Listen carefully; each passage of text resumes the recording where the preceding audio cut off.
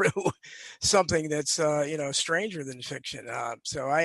Right as we speak, it's about 12 o'clock p.m. So right now, Biden is supposed to be inaugurated. So there are still probably millions of Americans out there that are literally expecting a last second effort from Trump or somehow manipulating from Florida or wherever he is to turn the troops on Biden or whatever on the deep state. I don't know, but it's obviously not going to happen. But it's what's most interesting is what's going to happen after. I've talked about this many times. What will happen after Trump to both sides? Because what's left, and the left is where I should be, and I'm not welcome there now because these people are just absolutely insane. You can't have a conversation with people that think they're 57 genders. I don't know how you can't reason with them. So those are the people that have taken over the left. And so there is no, if Mark Lane was alive today, as you mentioned, my mentor, a civil libertarian, I don't know what he'd be doing. He certainly wouldn't be with him, I don't think. And as a civil libertarian, I believe in free speech. They don't. And, they're talking about they may want to prosecute who knows how many people that were Trump supporters, which is just unbelievable to me. But what will happen after Trump? I suspect that Trump will continue to be on the periphery, will hold rallies and just do the same stuff he did while he was in office, basically, tweet if he ever gets back to tweeting and not do anything, which was his presidency. But if he somehow decides to do, what would be more, I think, rational to just leave it all behind, a billionaire, I don't know what the left will do without him because they have made him. They've made him there. I've compared him many times to Emmanuel Goldstein in Orwell's 1984, where he was the fake opposition leader, and they would put his face on screen, and the party members would go every day, and they'd have a 2-minute hate. And only with Trump, it's 24/7 hate. So without their Goldstein, I don't know. Maybe they may transfer the hatred onto all the supporters, but that's 75 million people. I don't know how you can do that, but maybe they'll do that. And of course, the right is completely lost now because they put all their apples into one basket. They went after this. They bought into this personality. And the whole Q thing, most of the biggest podcasts that I've been on over the years were Q-centric, were people because they had the biggest fan base by far. Right, for sure. And so, I don't know what they're going to do because so many, these are good people, but they bought into it. They're vested into it. Obviously, the plan is gone. There were no arrests.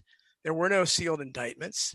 There were no perp walks. It's ludicrous to still, but I don't know. Maybe they're somehow going to maintain it with Biden in office, but I don't know how you go on because Trump, his personality completely took over and transformed American politics, made it all about him. So with him gone, I hope the left, a lot of my friends in the JFK assassination community, especially, regain their sanity and realize that George W. Bush isn't a good guy, and the intelligence agency shouldn't be trusted because that's what they did because they went against Trump. So as long as you went against Trump, you were cool. And I've said, I've been on the record that I think that if Adolf Hitler could come back today and just walk around American society, he could literally anything, he would redeem his reputation completely. All he'd have to do is criticize Trump and say Trump was horrible. Yeah, that's a great observation, and I think that this cult of Trump haters is so over the top and so bizarre that you're right. I had the same thought maybe a week ago, and I was thinking, what are they going to do now when Trump's leaving town? Where is all? Their entire existence seems to be based upon building up this hate. And in fact, we could even more broadly say that that's what the left does. They have to have an enemy to hate. That's why Adolf Hitler picked the Jews, because he was a good communistic leftist. And in order to advance their agenda, whatever it may be, they need to have an object to vent their spleen on. And I don't know what they're going to do now that President Trump is retired. I've heard rumblings that they're going to continue to investigate him. Yeah. The New York Attorney General, whose entire career seems to be focused on getting Trump, they're investigating, him, every family member, every business, Anyone who ever was seen with him in a hotel lobby, I mean, is going to be investigated in Yeah. New York State. And Well, and I think that more troubling than that, and that's just, they'll chase him down right to the grave. I mean, they're going to try to put him in jail. I mean, it is the fact that they very well may, and in fact, there's evidence that they're going to go after anyone who's ever supported President Trump. yeah, yeah. And that includes me. And we're going to be censored. We're going to be marginalized. They came up with this final narrative that somehow he was responsible for an insurrection, which means that he's a terrorist, and as are we all. Yeah.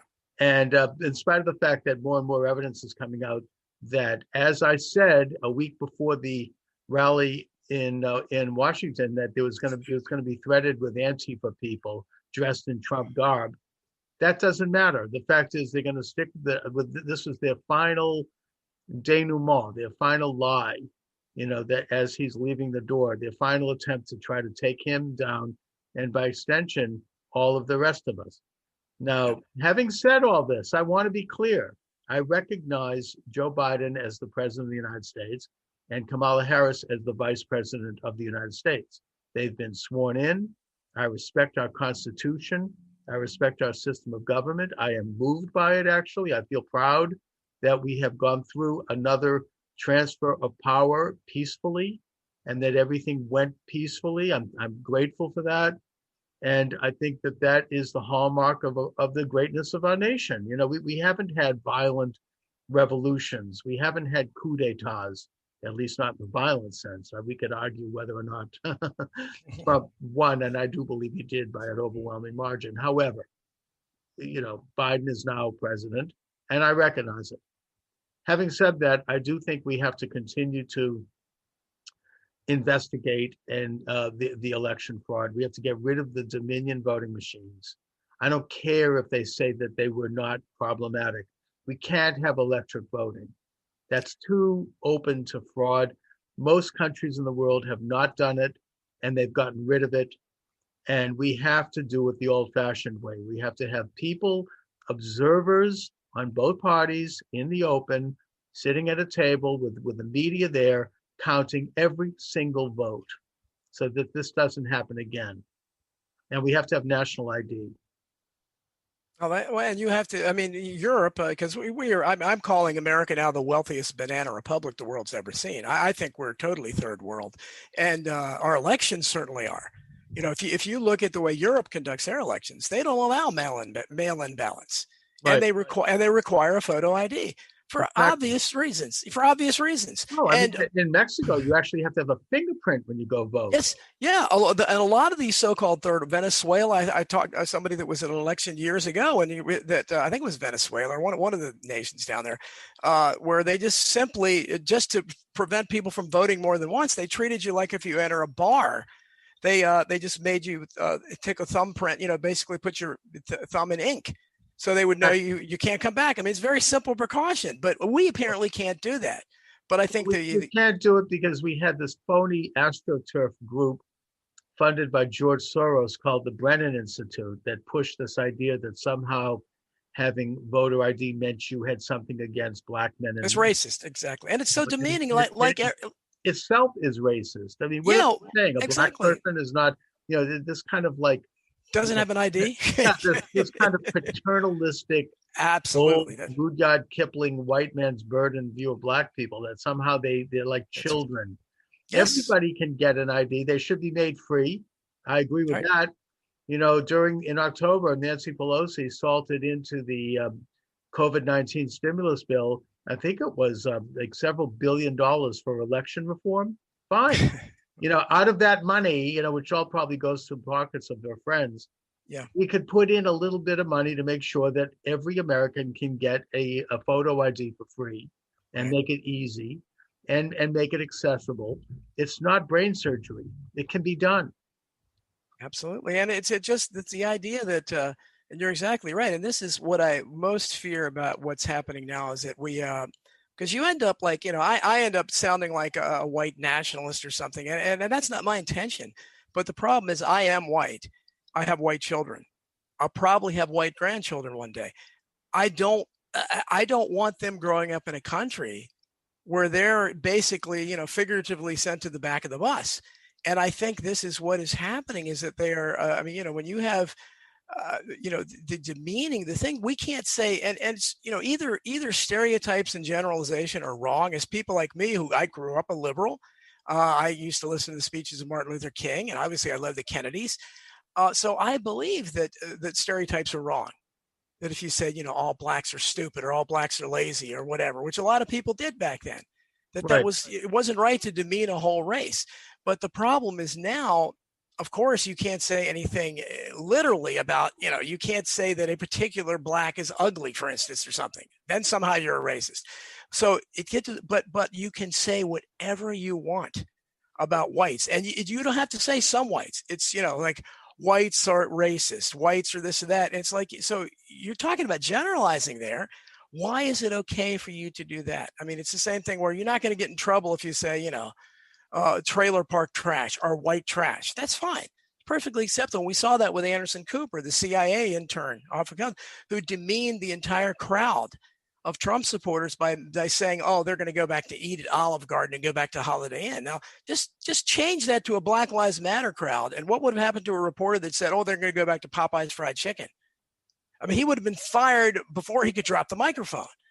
I mean, that's so you can't. Well, they base it on the idea of white privilege, and that somehow being white in this country gives you advantages, and that there's kind of secretive, sort of almost subconscious racial profiling of people who are not white.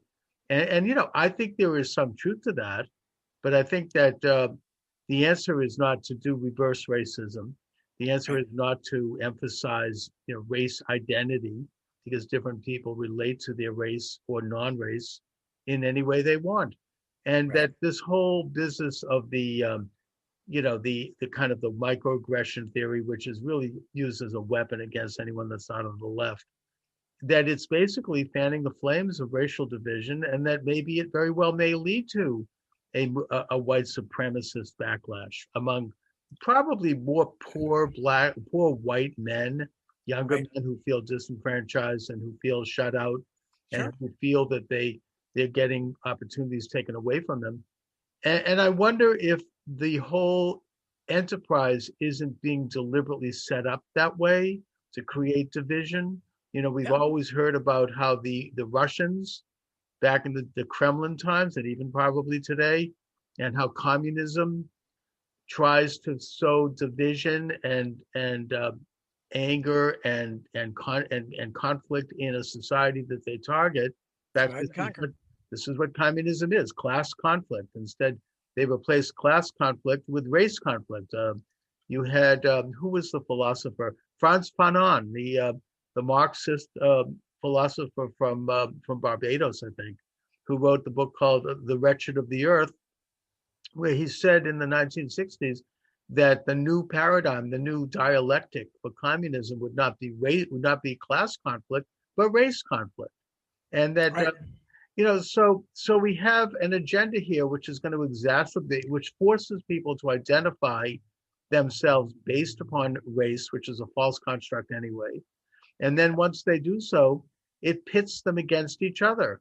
So we have to reject both sides, but we also have to take a look at the motive, who benefits, what is the motivation behind that kind of thing. But bringing things back to the election, again, I think that this idea that somehow voter ID is racist, that's racist. That's setting up a false paradigm, because everyone can get a basic ID so that we can ensure a principle that it used to be advocated by the civil rights movement in the 1960s, which is one man, one vote. Wasn't that what the Voting Rights Act was supposed to be all about in 1965? And that's the entire. I draw these analogies over and over again to the old left, where that rightly, obviously objected first of all to, in the 50s, you had the witch hunt, where people were going after calling people commies and fellow travelers and reds and pinkos and all that. It wasn't McCarthy that did that, by the way. It's historically inaccurate. That was the House Un-American Activities Committee, which nobody talks about. which was the House committee, and McCarthy was the senator. Right. And by the way, let's just touch on that a little bit, just for historical accuracy. Okay. The House Un-American Activities Committee, which is actually called the House Committee on Un-American Activities, it was set up in the late 1930s by Congressman Dick Stein and Congressman McCormick of Massachusetts to look at Nazis that had infiltrated the government. And then after Pearl Harbor and after the United States became embroiled in World War II, the emphasis shifted to communists, both of which were involved in espionage and subversion inside the United States. It was just that simple. It had nothing to do. Joe McCarthy came around later, right? But the thing was that even the terminology that the right used in those days. I mean, I've seen people call Trump supporters subversives. The traitors thing is thrown around constantly. Treason, terrorists. I mean, terrorists. Yeah, it's the exact same thing. And and not only that, you have on that front, it's unbelievable to me that these are the people that, and it's the exact same people that rightly wanted us not to go to war with the Soviet Union. Now they're chanting Russia, Russia, Russia. They're demonizing the same group when they're not running half the world. It's the new Red Scare, and it's probably, it was the biggest deliberate conspiracy theory of our times. People criticize you, Don, as an author. They criticize me as being, like tin hat conspiracy. Talk about conspiracies. I mean, this was a officially sanctioned and promoted conspiracy theory that was about as weird as any that had been coming along the pike. And basically what it comes down to is the accusation that Donald Trump was spying for Russia. Completely, utterly ridiculous and false. Yeah. They spent, $40 million basically, putting people up against the wall and throwing them in prison for things that had not, and just terrorizing, frankly, an administration that was trying to proceed with the business it was elected to do and trying to hobble it. And that's what it was all about. It was really unbelievable. Oh, the first state-sanctioned conspiracy theory we've ever had, and this is the people. It's unbelievable to me when you have the establishment media promoting something. And I wrote many articles about this for the American Free Press, which I write for regularly. But so you not only had that, but you also have. I pointed this out many times. What the new left, or whatever the woke left, whatever they want to call themselves, the social justice warriors. They are also turning. They are basically the anti-civil rights movement. What they're doing now, they're turning civil rights. I mean, when you do things like run people out of restaurants, as they did to Sarah Huckabee Sanders and others, and the restaurant owner ran her out. And I said, the whole civil rights movement wasn't the purpose behind that. Is that the private business doesn't have a right to deny someone the right to eat there at the restaurant because of how they look. And that was the whole idea. So, I mean, now you have Harvard talking about rescinding diplomas of people who were publicly supporting President Trump. And you've got, what do you think is going to happen with that, Don? Do you think that there really is going to be a major witch hunt? I mean, we already have seen the Parler app taken down. I mean, I think it's coming back, but it had nothing to do with anybody in breaching the Capitol. It was a conservative site that was competing with the big tech, particularly Twitter. Right. And Twitter got together and conspired, I understand, with Google and Apple to take them down. And it was a huge website. It had picked up beyond Twitter even. And then, of course, they have censored the president of the United States, Donald Trump, who had, I think, probably 10, 20 million followers. They simply took him down and did so to a lot of other people. I mean, even taking down Parler. You're talking about people who had accounts on Parler and Twitter where they had hundreds of thousands of followers. Now they have been censored. No one is going to hear them now. It's like they've disappeared into the memory hole. Right. You talked about George Orwell. I mean, this is complete. And the same argument as you use there. The left suddenly loves free enterprise because they thought, well, there's a private company. They don't have rights. Okay, well then, restaurants are private companies. Stores are private companies. I don't want black people in here. Is that okay? Well, I mean, the analogy is the same. Why can't they do that when they can say, well, they're disproportionately represented in crime rates. So that's why I'm not going to have it. They might steal. And we'd recognize that you can't do that. But what to say, well, I don't want you on Twitter because you might say something hateful. You might inspire somebody. I mean, you either have free speech or you don't, but the left doesn't want free speech. And the left today, people like Mark Lane, Nat Hentoff, another great civil libertarian in the past, William O. Douglas, the last great Supreme Court justice we had, they would not recognize, not to mention the JFK and RFK, Martin Luther King, they would not recognize today's left. And they'd all be smeared, like I said, by his own words. Martin Luther King is a white supremacist by saying judge people by the content of their character, because you all aren't doing that. And JFK said race has no place in American life or law. So, Exactly. The whole idea of transcending race and focusing on people's accomplishments, that in and of itself, I think they would probably call racist, as if somehow Black people aren't accomplished. Who's really the racist? But here we are now with the new administration. We've talked about censoring opinions, which is really ugly in this country and which is something that should be troubling everybody. What else do you think we can expect from this establishment? Do you think that I don't think Joe Biden as a person is all that strong. I think he's elderly and I don't think he has full command of his faculties. I'm not saying that to be mean. I'm just saying that as an observation. So that tells me that there are going to be people around him who are going to be calling the shots. Do you think that that's going to include people? Are they going to go far left? Are they going to go like Sandy or Kez, whatever her name is, and start to, put together, enemies lists and have people prosecuted and not allowed to have, jobs? They're talking about anybody associated with the Trump administration not allowed to get into positions. Talking about blacklisting, I hope it could be worse, and it could get worse. What's going to happen with all that? Well, I'm obviously frightened of that prospect, but I hope, if history holds true, that rhetoric will not turn into reality. Now, but I don't know. The fact that people are proposing some of these things is mind-boggling, but I think our only hope is because, again, the Republicans being the stupid party that they are, I think the Republican Party is dead, by the way. There'll never be another Republican president, and they'll be marginalized to the point where hopefully another party, and hopefully it's populist libertarian, will fill the void. But as it stands right now, they're no opposition to what is the one. Basically, we are in Orwell's one party. There's a party in power. And the opposition is loyal opposition. There's very few of them opposed to it. They want to get rid of the Josh Hawley types that actually showed some promise because he spoke up against electoral fraud.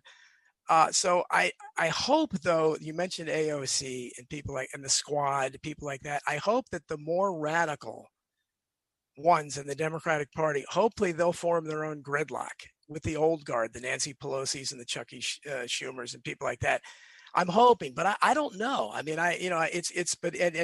had the old fashioned jealousy. Obviously, Nancy Pelosi wants to be large and in charge, and she may resent AOC and the younger people getting the press and acting like they're in charge.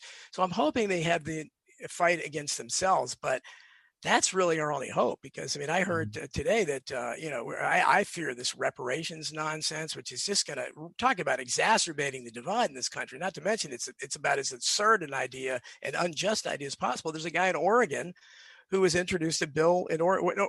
Keep in mind, Oregon was always a free state. No history with slavery, none. He's introducing a bill to give every the African Americans in their state. Now, supposedly they're going to have to prove their ancestry from slavery. I don't believe that. $120,000 a year until they die. This is, and some of these people complain about welfare and wanting to help people that really need help. And you're going to give people $120,000 a year just because they're Black?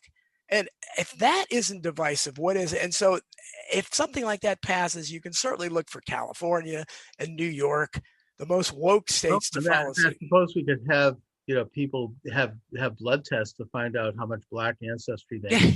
It's going to be like, what is going to be the one drop theory? It's the same thing. They're going to use the same thing. It's the same. It's crazy. Maybe they'll have a sliding scale of reparations where, you're half Black, so you get half. It's mind-boggling. How is that? How is it supposed to bring the country together when you're calling Trump supporters and Trump, divisive for complaining about the election, but you're impeaching him again with a couple days left? That's not divisive. Look, I think that you've illustrated pretty well, Don, the in a way, the possible takeover by the Democrats of the far left and the possible takeover of the Republican Party by the right. I think that actually is not a bad thing, in that we really will have a great ideological difference between the two parties. And if the Democrats are controlled by Bernie Sanders and the left, and they get rid of the moderate Democrats and likewise Republicans, I find that interesting. I find that to be something that we actually can then have a real public debate in the public square. I do think that there is a movement in this country that actually transcends Democrat and Republican, that is nationalist, populist, traditionalist, libertarian, and conservative.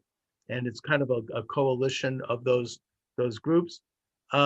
And that the conservative side has always been much more diverse ideologically anyways. And I think that could eventually, that may be forming a new party. I don't know, or just, to get rid of the Mitt Romneys. I mean, you saw you had a couple of the rhinos actually vote for impeachment. Yeah. And in the case of Lynn Cheney in Wyoming, she is now going to be primaried. I mean, she's being vilified. The party there has never seen such a reaction. And I think that could be actually a good thing, in that the Republican Party will either come to stand for several things that are real, or they will have to be, they'll go the way of the Whigs, and we'll have the new populist party or something. And the Democrats, they'll get rid of the Pelosi's. They will move. Now let's talk a little bit about Don Jeffries, what you think is coming down the pike in terms of the new Biden-Harris administration. And before we do that, let me give out the phone number. This is an open lines program. We do take calls. We take them live. Please observe community standards when you call. If you don't, I'm going to hang up very quickly. 617-396-4958. 617-396-4958. You're welcome to join myself, Charles Moscowitz, and my guest, Donald Jeffries, who is the author of a whole shelf of books at Amazon. So, Donald, what do you see coming up in terms of the new administration right out of the gate? Well, again, I don't see anything good. As you say, I would support it. It's anybody. That's the way I treated Trump. But I couldn't have lower expectations in terms of it. I think that everything being pushed on Biden, and as you noted, I don't think Biden's in control. He's probably less in control than any president we've ever seen, simply because he appears to have, I don't know if it's dementia or whatever. I mean, he's almost 80 years. He's not playing with a full deck. Right. So he's got a very aggressive and ambitious vice president behind him. He's going to have a people around him that are the usual suspects. I mean, I've seen them, and none of them are good appointees. But to be fair, none of Trump appointees were good either. So, but they usually aren't. They appoint the same kind of CFR types that are career people that are indoctrinated into the globalists. So that's what they're good. But we have to hope that it just turns into if it's just what Obama did, because Obama was mostly sound and fury, signifying nothing, as well as Trump. Not quite as much, but he certainly didn't. He didn't do anything really outlandish until near the end, DACA, that kind of thing. But other than that, if Biden does indeed give amnesty to all the illegal immigrants here, and that is, of all the disappointments of the Trump administration, by far the most disappointing. The fact that he didn't, that was our absolute last chance to close the barn door, because millions and millions, that's going to change the demographics officially in America, so that the Republican Party is voting itself into extinction with their lust for cheap labor. So you're going to do that. It's going to overtax the system, because these people are, and as I wrote about my book in Survival of the Richest, half of America, and that was 2017. It's gotten much worse now with the pandemic and everything, the lockdown and all this. Half of America had nothing then, less than 1% of the collective wealth, the bottom 50%. You have millions more people entering the very bottom, which are what all these illegal immigrants are going to be. They're desperately poor. You're going to increase that bottom 50%. And you bring migrants in, you're going to increase that. You bring more H-1B visa workers, which again, Trump promised to end. Instead, the Senate voted unanimously last month to lift all caps on countries with H-1B foreign visa workers. You have millions less workers. That's going to hurt not just American labor, but American professional development. I mean, people who doctors and invested in the country and who went to college and spent, and got careers. Right.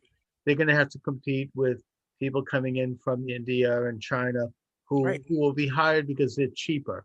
I mean, that's what it's all about, the lust for cheap labor. And it's amazing to me that the Republicans especially are so short-sighted to not see what the long-term problem with this is. And so what is happening is, because you have 20% at the top that is doing really well, including obviously the 1% is just doing imaginable, but there's 20% that are the professionals that manage this mess that do really well. The 80% below struggle in varying degrees. The bottom 50% has nothing. So that leaves you with about 30% that's barely clinging to what used to be America, the middle class. And that's what they're desperately squeezing out. That's why the lockdown was so devastating, because they got rid of so many mom and pop businesses, which is what they want. I mean, the fact that they didn't tell Walmart and Target and Home Depot, they were open the entire time, selling the same products as the 5 and 10 cent store that at point, almost gunpoint, was said, no, you cannot open. And when they tried to open up, you can see what happened. They sent the cops in, they tried to prosecute them. And nobody questions it. If it's dangerous for a small store to be open, how is it not dangerous for a much bigger store with a larger group of shoppers? Well, let me just interject here. I've heard that Governor Andrew Cuomo of New York and Mayor Lightfoot of Chicago, both liberal Dems, are calling for the immediate reopening of their cities and their states. Now that the political situation has been resolved, now that Trump has been driven out of office and sent home, now they suddenly want to reopen, which, by the way, shows a really a great venality, the fact that they might have, and I'm not saying they did, but that they might have actually extended the shutdown just for political reasons, to try to hurt the economy, to try to hurt Trump. I mean, how many people were hurt by that? How many suicides? How many children who had their education interrupted, and depression, and people not getting proper medical treatment and all the rest, just so they could get Trump out of office? If that's true, and I think that it probably is true. Yeah, it's absolutely, and I mean, I've written a lot about it was obviously, I think, a planned thing. That's why we call it a plandemic. And but so with everything that's happened, the country has been transformed so much within the last year because of that, because of the fact that Charles, that they can do something like what we saw last summer. And I keep trying to throw examples, videos, words back into the faces of these people, my former friends on the left, and you cannot reason with them when I talk about, okay, look, I mean, you can look at Nancy Pelosi and all these other AOC, all of them saying these protests were necessary. Chris Cuomo, during the summer, Chris Cuomo says, whoever said that protests have to be nonviolent? These are the exact same people. I know, talk about insurrections. I mean, yes. last summer they were there looting black businesses, burning black neighborhoods, and killing black people. Nothing. And all in the name of civil rights. And President Trump tried to call out the National Guard, but I mean, he was so roundly criticized for doing that there were calls to have him put in prison for this. So back down. Now all of a sudden they've got 6,000 troops. And you have, if you look at the video of the so-called insurrection at the Capitol, if you look at that, there are videos out there for anyone to see of the police waving people inside, going in, basically escorting them in. Well, we can revisit that one. I mean, I think that there were people, as the president might have said, there were people on both sides on that. Oh, sure. And there were people that the ones that broke windows. I think the vanguard, the real activists, the ones who really were breaking down windows and were Antifa people, like this guy John Sullivan, and he was working completely along with that CNN photographer and journalist. And and I think that Trump people followed them in, and including Proud Boys and the people dressed in all kinds of outfits, and you had some weird, kind of the Q people and people involved in the lizards people conspiracy and all this kind of stuff. Sure. And it just turned into a motley mess. But I think at the end of the day, we'll see who really were the main instigators. Yeah, I mean, and it's whoever. Back to the question of what's happening now, My understanding is that the new president is going to be signing a whole flock of executive orders Yeah. undoing things that President Trump had done, and some of them are pretty troubling. Getting rid of the Keystone Pipeline. For the first time in modern American history, this country was energy independent. We did not depend on foreign oil, and it was a big part of the boom that occurred in the Trump years.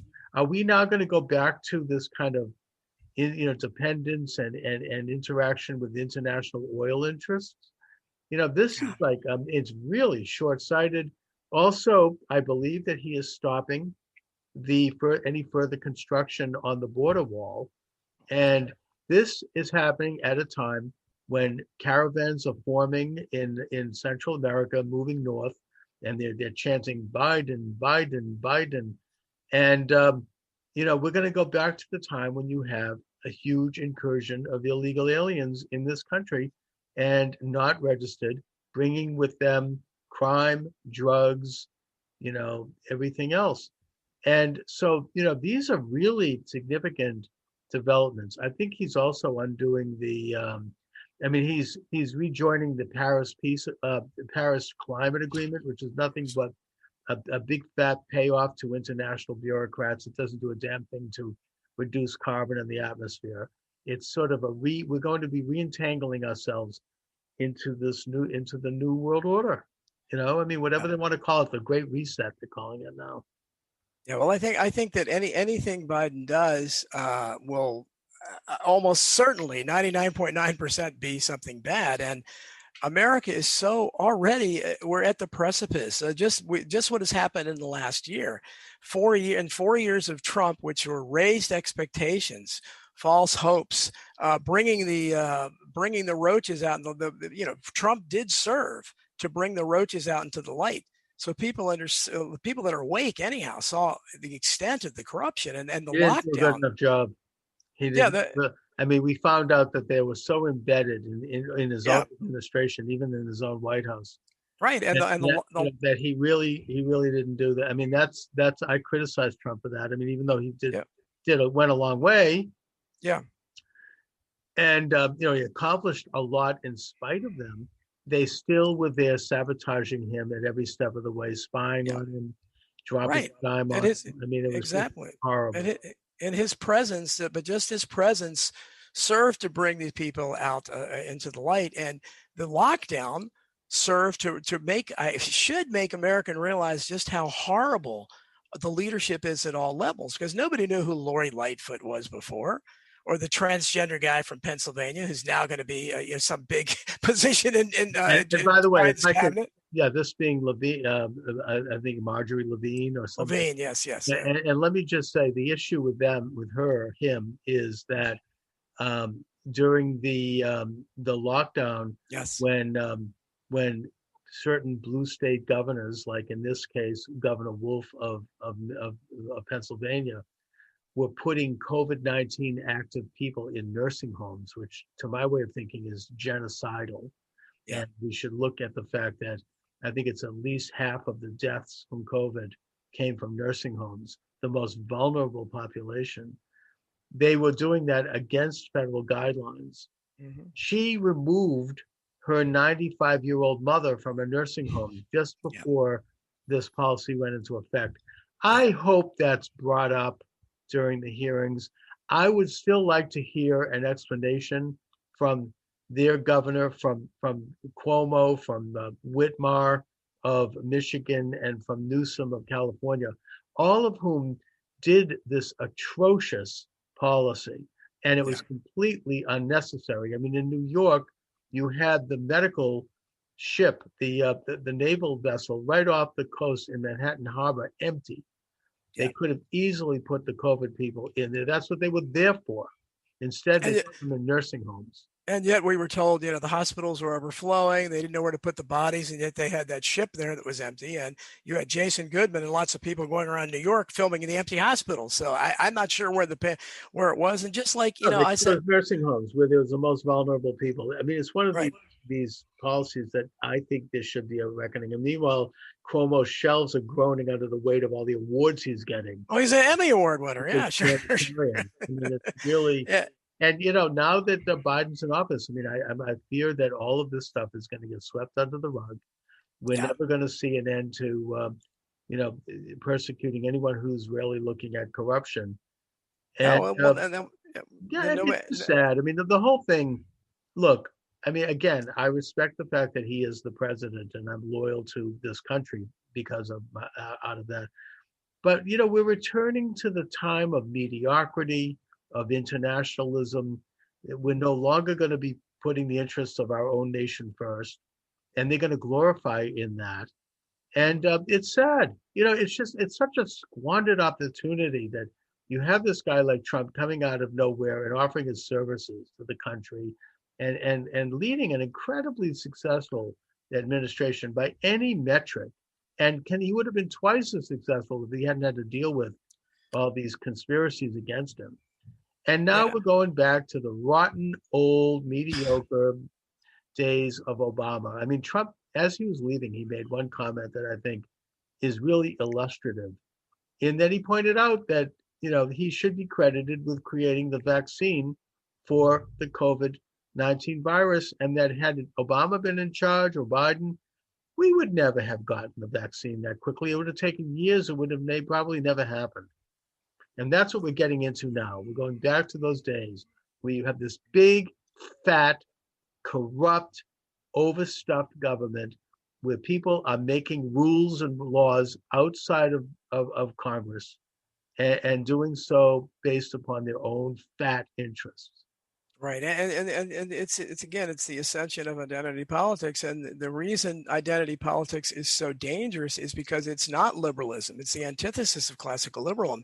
It superimposes emotion where reason should prevail. And that's why you see why the Trump legal team failed in 60 of 61 courtrooms, because that's our legal system now. This is really shocking. I mean, I hope that we continue to research it. I just published a quick book, I cranked it right out on this subject called We Are All Socialists Now, a deplorable looks at the 2020 election. And that we found out that not only was our media completely corrupt, there was no investigation of the voter fraud, other than scorn and mocking. No one looked at the affidavits. No one interviewed the people who were witnesses. No one really looked at the data abnormalities that occurred in those states. Nothing. Instead, they just simply heaped mockery on anyone who did.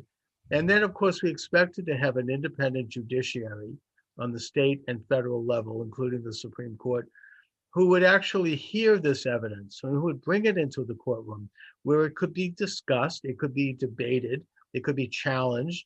We could kick it around and find out what's real. That's what the court system is supposed to do. But the problem is it never reached that far, except in one case, and that was in Wisconsin, where a federal judge did hear the evidence that there were 125,000 ballots unlawfully cast. And his response to it was, well, yes, I see that, but I'm not going to rule on it because if I did, it might change the outcome of the election. So, talk about corrupt. I mean, that's like, having a murder trial and saying, oh, well, I'm going to throw this up because we all like this guy. He's popular. He's a rock singer. I don't know. So we're not going to look at the evidence because it's too controversial. I mean, it's just corrupt. It's the corruption is so, and I think that's one thing that is shown. But again, we have such a divisive country that no matter how corrupt things have proven to be, the people, because of Trump's personality, because he caused this Trump derangement syndrome. The people that have Trump derangement syndrome literally don't care. They would have supported a military coup.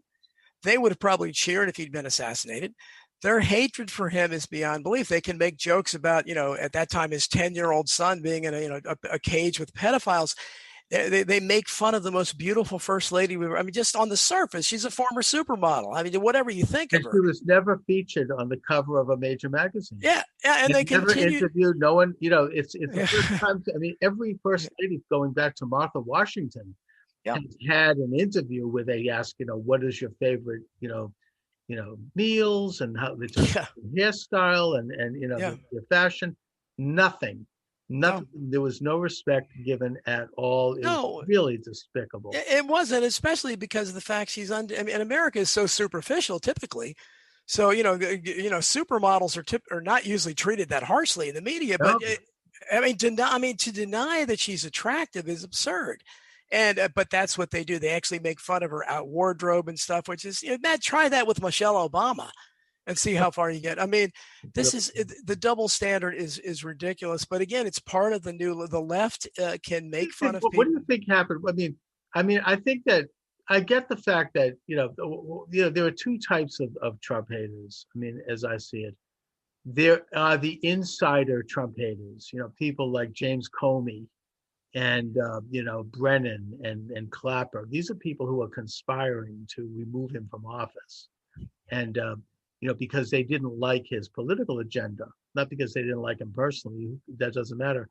They did not like the fact that he was a nationalist, that he was putting America first.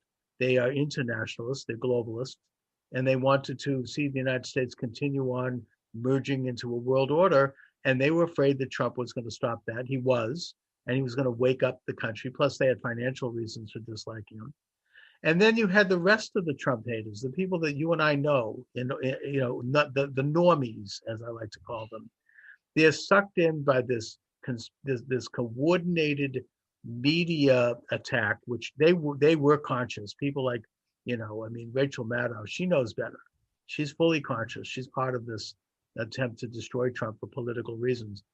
But they get wrapped up in this drumbeat of propaganda and almost hypnotic attacks on him daily. And they come to hate him without knowing why. They cannot really articulate it. And the media totally lost its standard of reportage. They would report on one anonymous source. Then the next day they would extract the story in a small print, including the New York Times. And meanwhile the damage was done. And they came up with these false, ridiculous attacks, and they would act on them. I mean, the perfect phone call that led to the impeachment is a perfect example. I mean, it's just the most corrupt thing that I've ever seen. I remember all three networks did a major story on Donald Trump ordering an extra scoop of ice cream at a state dinner. Why was this a story? I mean, who cares? It's like this, somehow this is supposed to be seen as bad. Anyway, it's just, and meanwhile, there's real stories going on that were completely ignored. No, and then again, it's all because his personality. The left is so inconsistent. The double standards are so glaring, but you can't. It doesn't matter. You can play. I mean, I posted something online last week or something where I have a pretty big following in social media, and I found a story about the Black Panthers. 24 fully armed Black Panthers with assault weapons marched into the Sacramento, California state capitol in 1967. The state capitol. That looked a lot more like an insurrection than what we saw on January 6th. And this is during a time of real racism, when white privilege did exist, and when there were white supremacists. Everybody, that was a different time. What happened was, surely, I said, they must have been hung in the public square, executed on the spot. I mean, something must have happened, right? Nothing. The police calmly talked to them and took their weapons and sent them on their merry way. No, they didn't even get a fine. And I tried to, and all I got was no comparisons, apples to oranges. Well, yeah, it's no comparison because there are 24 Black people with weapons. So you can't say anything because of political correctness. But if that was, if that was I said, what happened on January 6th, if nothing changed, everything else was identical, whatever it was. However many infiltrators, whatever it was, if the only thing that changed was that the people were there for a Black Lives Matter rally, and they marched into the Capitol under that banner, no one would. If you had called it an insurrection, you would have been called a traitor. I mean, they last summer they burned St. John's Church down. Yes, which every president since Madison has prayed at that church. I think with the exception of Kennedy because he's Catholic, but. And Trump went out for a show of force to say we're not going to be cowed by this. and he stood up and held up a Bible in front of it, saying that this is a Yeah. religious institution. And somehow they keep showing this as He was ridiculed. Yeah. but why? They don't explain why. It's just somehow because it's Trump, this is seen as something bad. It's almost like they're almost throwing up into our face the level of brainwashing. Anyway, Donald Jeffries, talk about your books and where people can find out more about your excellent work. You've got a fascinating shelf of books up there at Amazon Books. Well, thank you. And I'm going to have another book coming out later this year, which is about showbiz. It hadn't been published yet, so I'm going to talk about corruption there. It'd be called On Borrowed Fame, but then look for that down the road. But my latest book is Bullyocracy, about bullying in schools, how the social hierarchy enables bullies to rule schools, workplaces, and society at large. Very pertinent time, very relevant to today. Survival of the Rich is my economic book, and my two big sellers are Hidden History and Crimes and Cover-Ups, and I'll be working on Hidden History 3 as well. That's the ones people want. They love the conspiracy books about history. So they're easy to find. My blog is donaldjeffries.wordpress.com. You can find me at Don Jeffries on Twitter. I'm easy to find out there. If you Google me, you'll find probably more than you want to. All right. Well, Donald Jeffries, I want to thank you as always for joining me this afternoon. My pleasure. Thanks, Charles. All right. Take care. Take care. You too. All right.